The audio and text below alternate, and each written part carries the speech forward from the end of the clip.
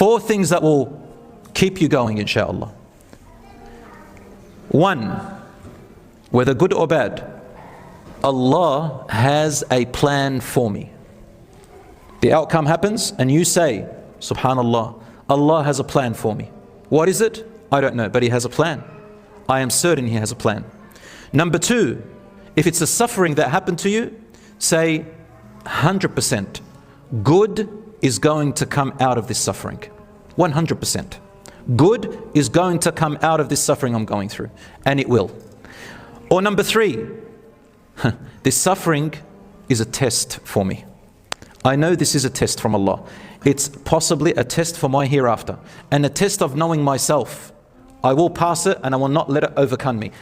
You know that test one and this suffering and all that? The shaitan will come to you right at the point of your lowest point. They will come to you right at the point where the outcome happens. Sometimes you might think, oh, I expected more of an outcome. It didn't happen that way. The shaitan comes to you and says, I've got him. I've got him and her. I'm going to start whispering right now. What do they whisper? You missed out on this, man. You could have done that. You're a failure. You had this opportunity. Your friend does it. You missed out. What are you doing? You're a failure. I told you you're a failure. You would have been whispering like that. Or if you failed, says, I told you you're not good. You sat there relying on Allah, making all your dua and everything, and you did everything that it needs and you still failed. You're a loser. Why do you even rely on God? There's no such thing as God. The shaitan will get you right there, brothers and sisters, right there. Sometimes the shaitan will come to you and say, pray more, pray more.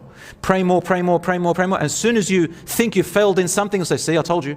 You prayed all those prayers, all these sheikhs are telling you something, you failed still. Leave prayer. Right there is where the shaitan uses vulnerability. But guess what, brothers and sisters? The shaitan has no power over you.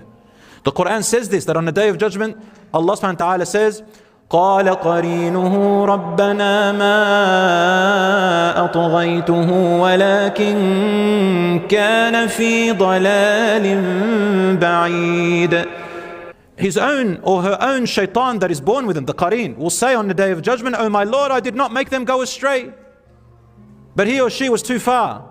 They already thought bad about themselves. They were too far away. They were diving way far away. I just whispered and they listened.